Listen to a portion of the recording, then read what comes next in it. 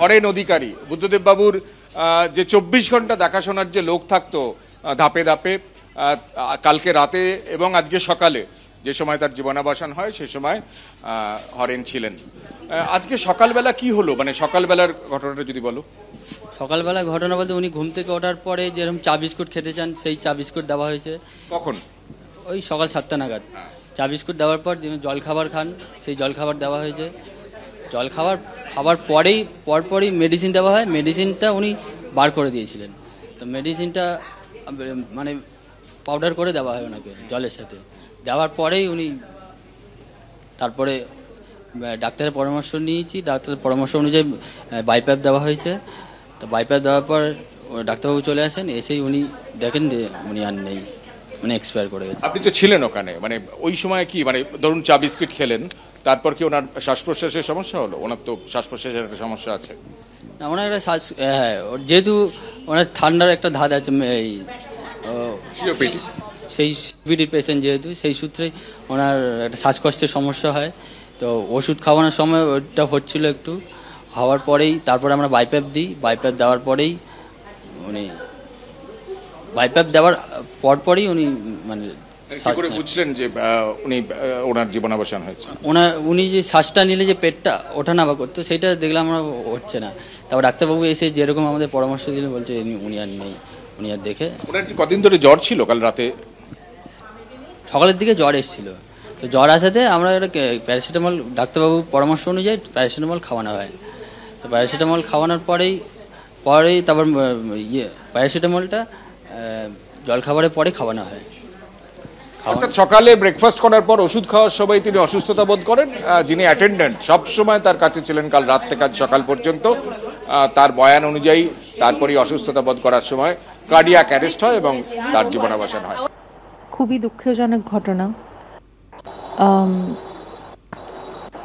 একজন স্তম্ভ চলে গেলেন। এইসব মানুষরা বিরল এই পৃথিবীতে। তাদের ত্যাগ, তাদের আইডিওলজি, তাদের মানসিকতা, তাদের শিক্ষা আমাদের সমাজকে সবসময় উর্বর করেছে, আমাদের অনেক বেশি এনলাইটেন করেছেন। এবং আজকে ওনার মতো একজন শিক্ষিত মানুষ, এত বড় একজন পার্সোনালিটি, একজন পলিটিক্যাল স্টলওয়ার্ট আমাদের মধ্যে থেকে আজকে চলে গেলেন। কিন্তু যা উনি রেখে গেছেন, আমাদের যা যা কন্ট্রিবিউশন উনি করে গেছেন ওনার ফিল্ড থেকে, এবং আমাদের সবার জন্য যা ইনসাইটস রেখে গেছেন, যেই উইজডম উনি আমাদের দিয়ে গেছেন, আই থিঙ্ক সেটা আমাদের কাছে একটা বিশাল পজেশন। একজন ডেডিকেটেড পার্সন, বিশাল নিজের আইডিওলজির একজন কমিটেড সোলজার। তো স্যালিউট এই মানুষটাকে, যিনি অনেক কিছু এক্সাম্পল তৈরি করেছিলেন এবং তৈরি করে গেছেন। প্রণাম জানাই ওনাকে এবং ওনার পরিবারের সকলকে আমার সমবেদনা। আমরা সবসময় ওনাকে মনে রাখব। সব কিছুর ভেতরে উনি আমাদের ইন্সপিরেশন হয়ে থাকবেন। আমেন। সববাহী শকট ধীরে ধীরে রওনা দিয়েছে পিস ওয়ার্ল্ডের উদ্দেশ্যে। রাজনীতির জীবনের সঙ্গীরা রয়েছে, স্লোগান দেওয়া চলছে, শেষবারের মতো বিদায় জানানো হচ্ছে রাজ্যের প্রাক্তন মুখ্যমন্ত্রী বুদ্ধদেব ভট্টাচার্যকে। আজ তার দেহ রাখা হবে পিস ওয়ার্ল্ডে। আগামীকাল সকাল 11টায় তা নিয়ে আসা হবে বিধানসভায়। 1 ঘন্টার জন্য থাকবে বিধানসভায় সাধারণ মানুষের জন্য। আলিমুদ্দিন স্ট্রিটে রওনা দেবেন তারপর। এই পথ দিয়েই দীর্ঘদিন ধরে রাইটার্সে যেতেন বুদ্ধদেব ভট্টাচার্য।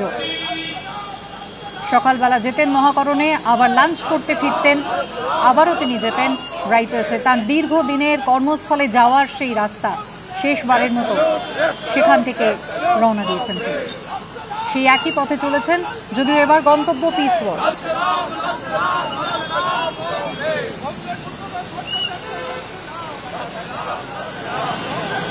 সববাহী শপথে রওনা দিয়েছেন রাজ্যের প্রাক্তন মুখ্যমন্ত্রী বুদ্ধদেব ভট্টাচার্য।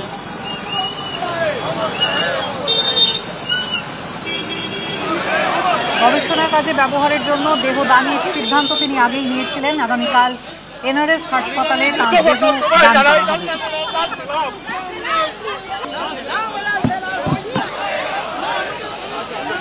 দিল্লি থেকে বাম নেতারা আসবেন, উত্তরবঙ্গ থেকেও বাম নেতারা আসবেন এবং তাদের জন্যই আজ তার দেহ রাখা হচ্ছে পিস ওয়ার্ল্ডে। আগামীকাল বিধানসভায় সাধারণ মানুষ সেই শ্রদ্ধা জানাতে পারবেন প্রাক্তন মুখ্যমন্ত্রীকে। দেহ রাখা থাকবে আলিমুদ্দিন স্ট্রিটে, তাঁর দীর্ঘদিনের কর্মস্থল। একাধিক গুরুত্বপূর্ণ সিদ্ধান্ত তিনি নিয়েছেন এই আলিমুদ্দিন স্ট্রিটে। যদিও বেশ কয়েক বছর তিনি যেতে পারতেন না দলীয় কার্যালয়ে, তা সত্ত্বেও রাজনীতি সচেতন ছিলেন শেষ দিন পর্যন্ত। তার পরামর্শ কিন্তু পেয়েছেন যতবারই নতুন প্রজন্ম তার কাছে ছুটে গিয়েছেন, বার্তা পৌঁছে দিয়েছেন তাদের কাছে। লড়াইতে জয় হবে বিশ্বাস করতেন বুদ্ধদেব ভট্টাচার্য। বাম জমানার অবসান হয়েছে 2011 সালে, কিন্তু তাও বঙ্গ রাজনীতিতে অত্যন্ত প্রাসঙ্গিক রাজ্যের প্রাক্তন মুখ্যমন্ত্রী বুদ্ধদেব ভট্টাচার্য। তাকে শেষবারের মতো শ্রদ্ধা জানাতে ছুটে এসেছিলেন তার পাম অ্যাভিনিউয়ের বাড়িতে বর্তমান মুখ্যমন্ত্রী মমতা বন্দ্যোপাধ্যায়ও। শোক জ্ঞাপন করেছেন তিনি, সমবেদনা জানিয়েছেন পরিবারকে। সব রকম সহায়তার জন্য, ব্যবস্থাপনার জন্য রাজ্যের 2 মন্ত্রীকে নিয়োগ করে গিয়েছেন মুখ্যমন্ত্রী। ঝাড়গ্রামের উদ্দেশ্যে তিনি আজ রওনা দিচ্ছেন। এসেছিলেন রাজ্যপাল সিভি আনন্দ বোস। অপূরণীয় ক্ষতি রাজ্য রাজনীতিতে, বললেন সিভি আনন্দ বোস।